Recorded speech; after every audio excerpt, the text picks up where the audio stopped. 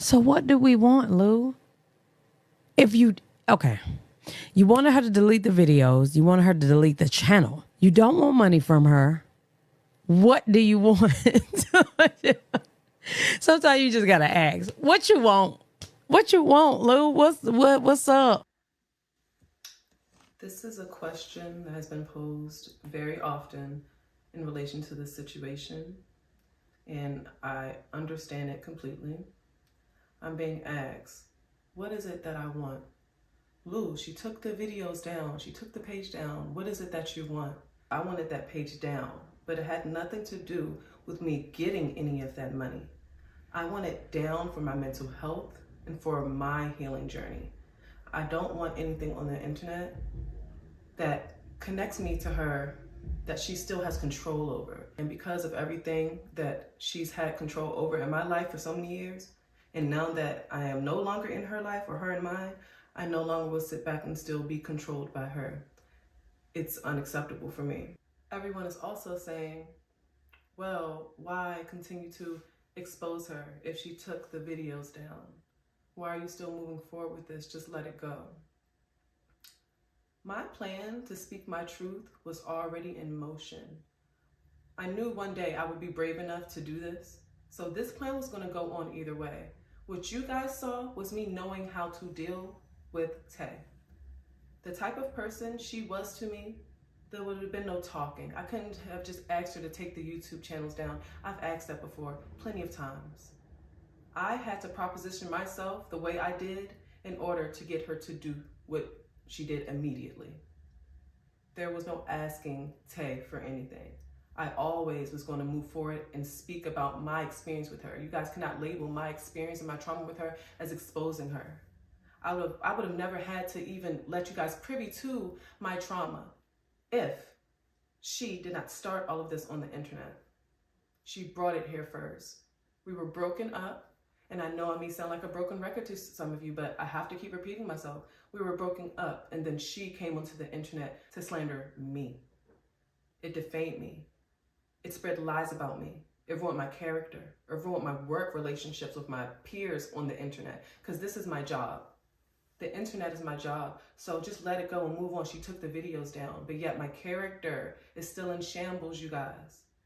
A lot of people they're telling me, Lou, move on, find peace, find peace. This is a part of my moving on, clearing my name, not asking for money, because I've yet to do that here. I've not done that, and I didn't even do it in my relationship. I'm definitely not doing it here. I want to clear my name. That is a part of me letting go. I want to know that you guys gave me a chance to hear me out. And yet again, I'm not saying I want you guys to like me. I'm not saying I want you guys to believe me. I want a chance. And that is a part of my healing on for me personally. Once all of this is said and done, I don't care which way the crowd looks like they're swaying. What I'm going to be the most happy about and breathe is that I gave myself this opportunity. I've lost a lot, and I'm trying to rebuild it all. And there's certain steps that I'm going to have to take in order to successfully do that. I've lost business opportunities. I've lost friendships. I've lost things I know I can't even rebuild up, and I have to go ahead and accept. Other creators and brands denied collaborations with me. I also was denied representation by more than 2 agencies because of this smear campaign that she put out on the internet. This has affected me in so many ways. The mental of it all. I was willing to get myself up out of this. I'm always willing to get myself out of something I put myself in. And because of all of that, the rejection I felt from these agencies, from my peers, then I couldn't even work for myself. It literally smothered my entrepreneurial spirit. I cannot create. How can one create and be in a mental depressed space, a mentally deprived space that I was in, and it was happening every day? This never stopped for me. When I went out into public, I have been refused service. When I'm on the internet, every day I have to see the word abuser. Every day I have to see the word beating, drunk.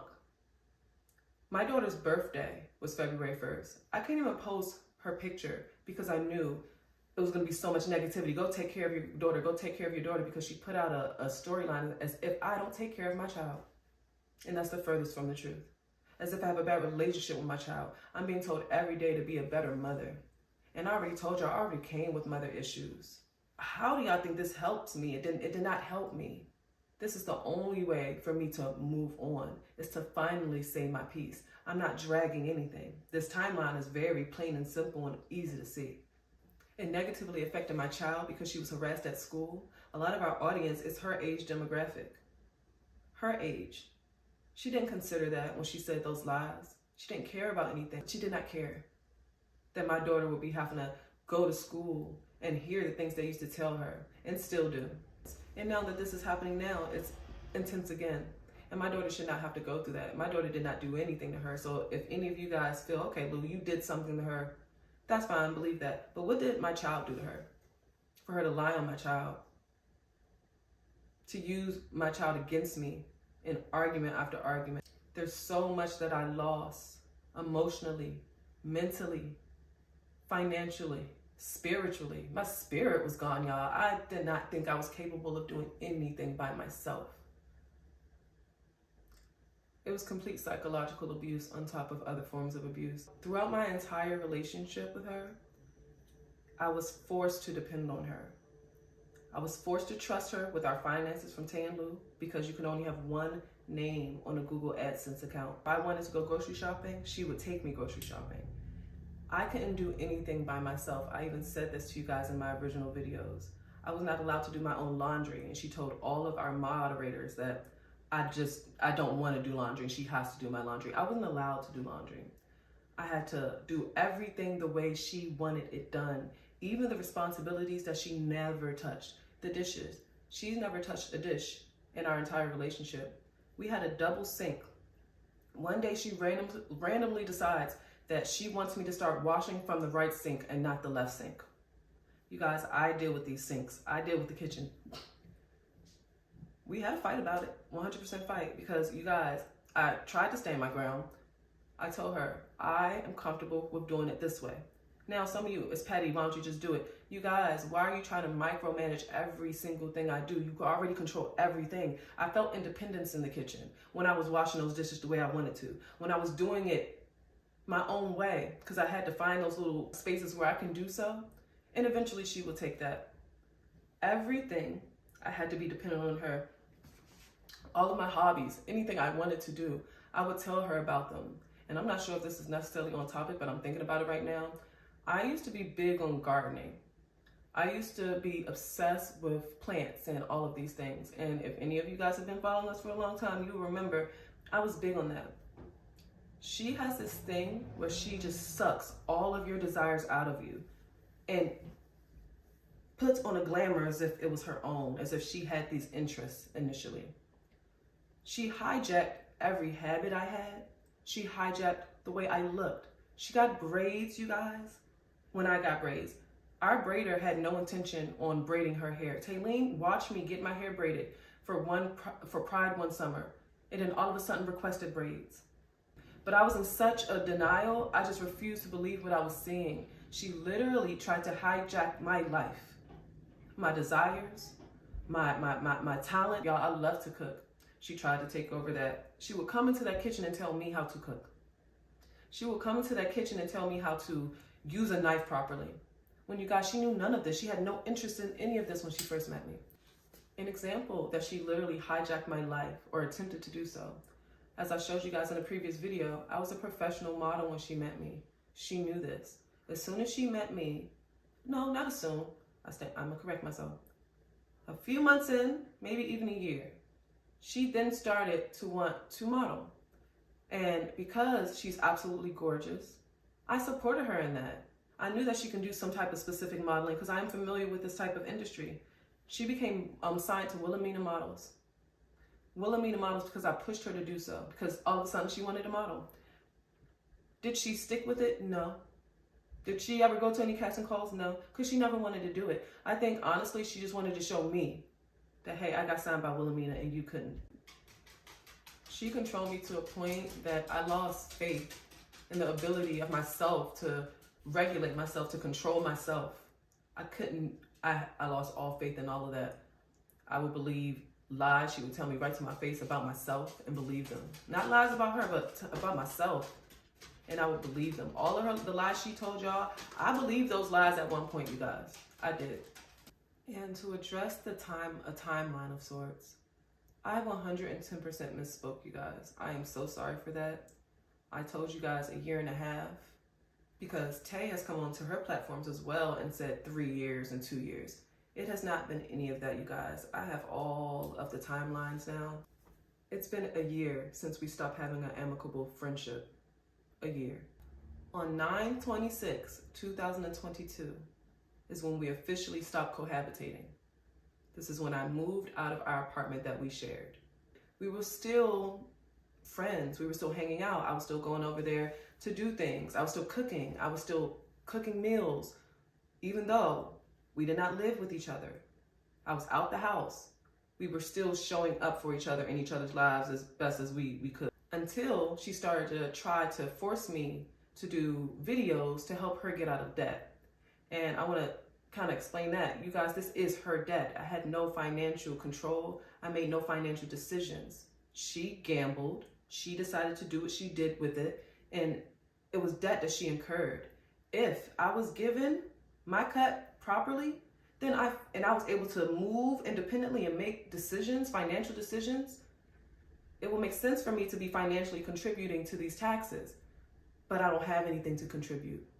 I was never afforded anything from that to even qualify to contribute to it.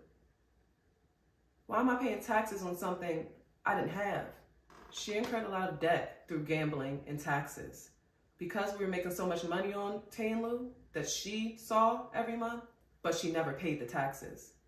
She had control over the money to pay the taxes. I never had any of this money in my possession. She didn't pay the taxes. And she, on top of that, is a gambler, a very heavy gambler. On 1/22/23, I received so many text messages. She bombarded me with text messages, you guys.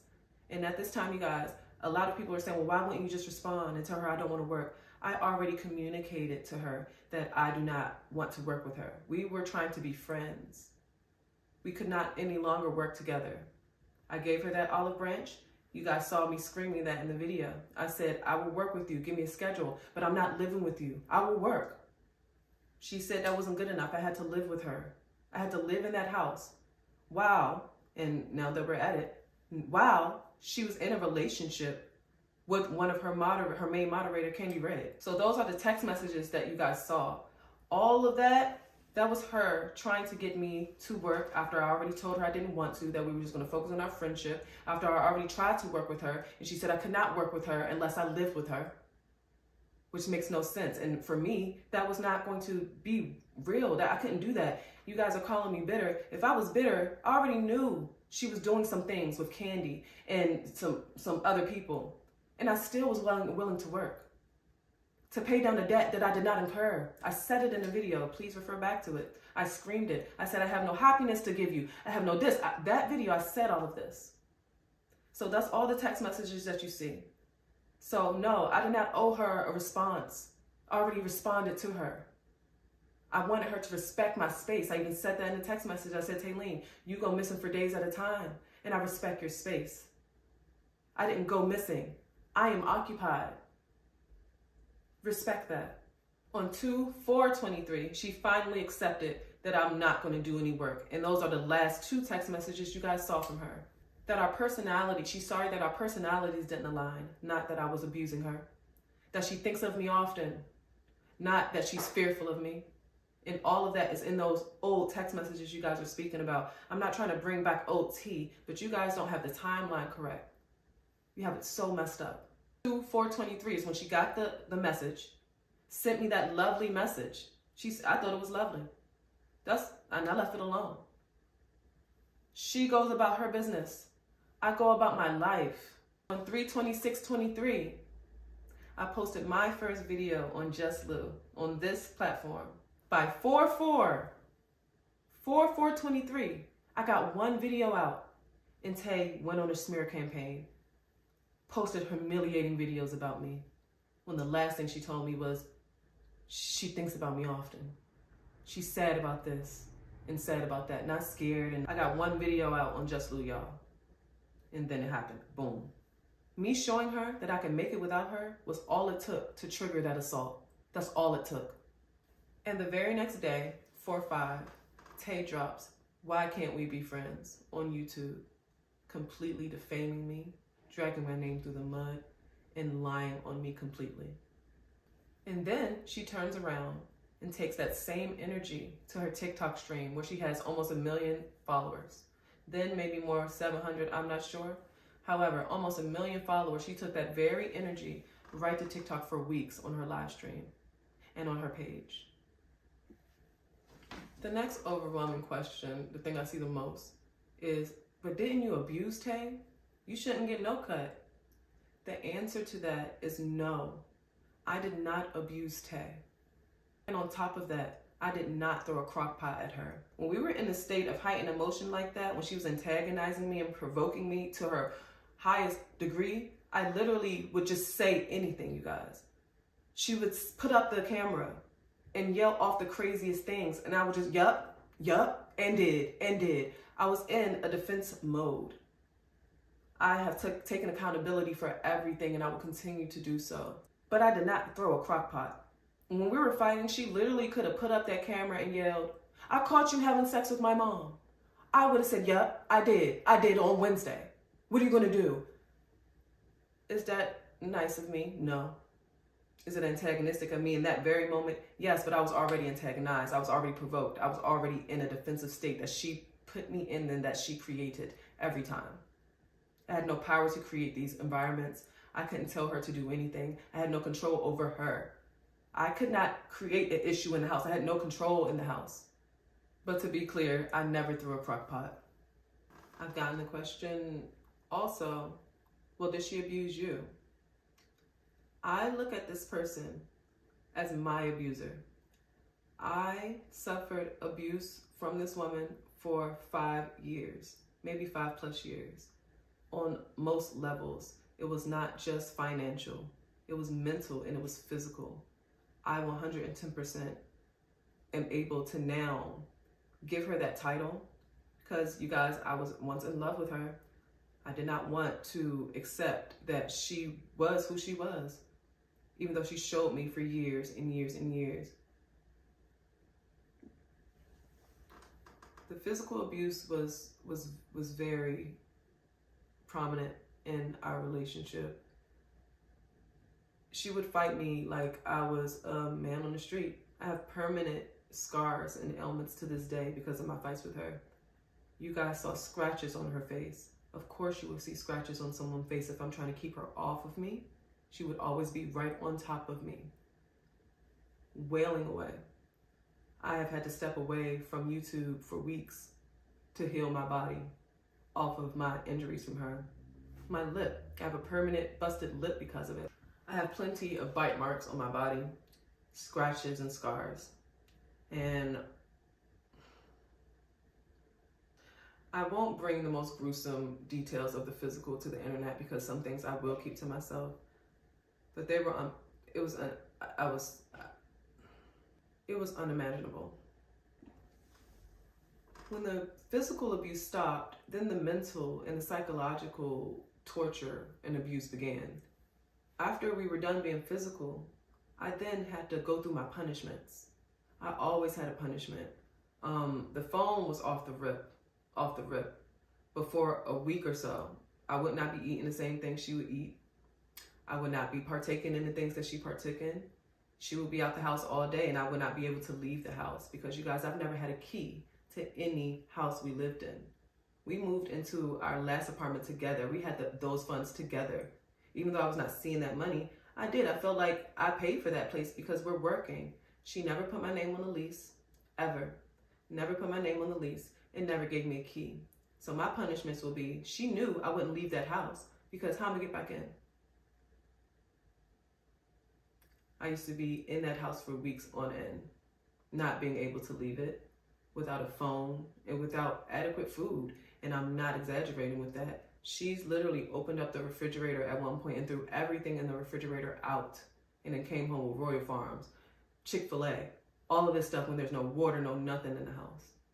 I was extremely isolated throughout my entire relationship. No one heard from me, you guys. My best friends didn't hear from me. My family did not hear from me.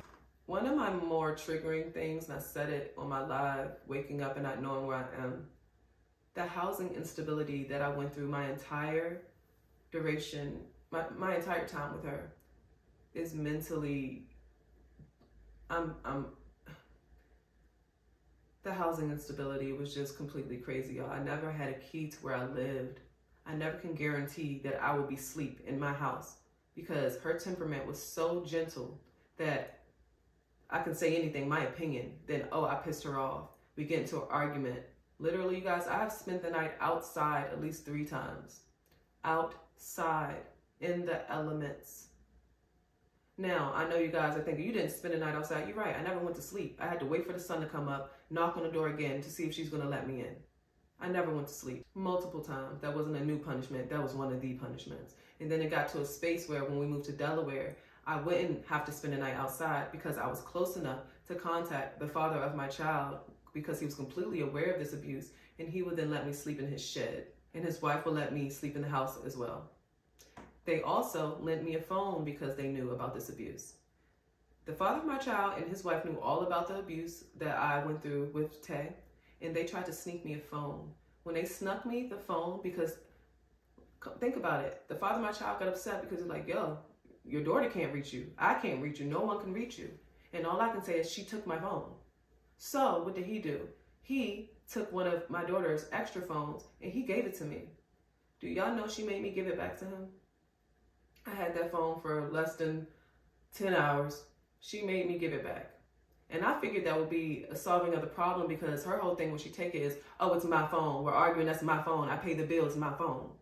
So I have a phone here that you don't pay the bill on. She made me give it back. And somebody would say, oh, she can't make you do anything. Yes, she could, because there was punishments for everything. If I didn't do that, I wasn't going home. I couldn't sleep in a bed. And you guys, when you are put out the house so much, all you want is to get into your bed. That's all you want to do. That's all I wanted to do was to sleep. I just wanted to go into the room and close the door. But I literally, her abuse didn't just stop with humans. She abused every animal that we had. And when I say she, you guys, she used to house them into one room, close the door, ban me from going in there. They used to live in their piss and their feces for weeks.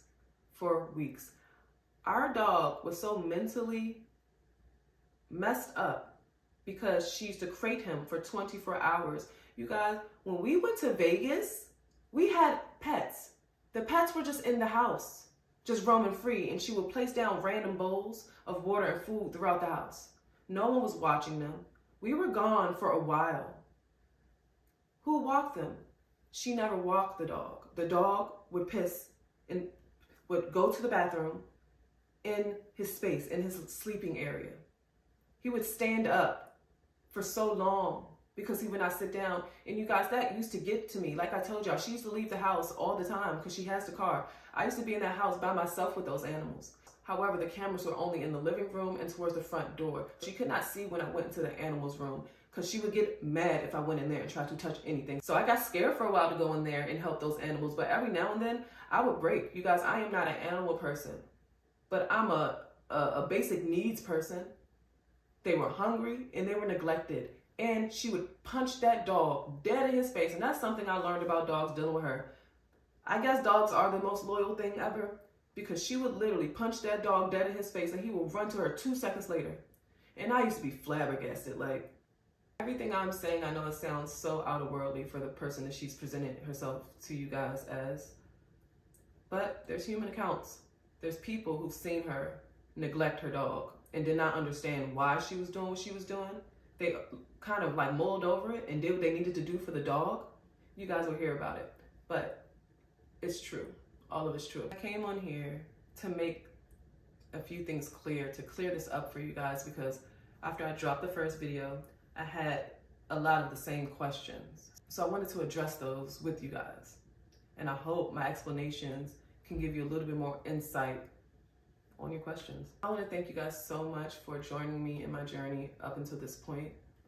Thank you for your time and human accounts are next. People will be telling you guys next exactly what they experienced with Tay. So you can get someone opinion other than my own, who's dealt with her personally and directly, not on the internet, not just on the internet. I do hope you stay tuned for them, and thank you so much.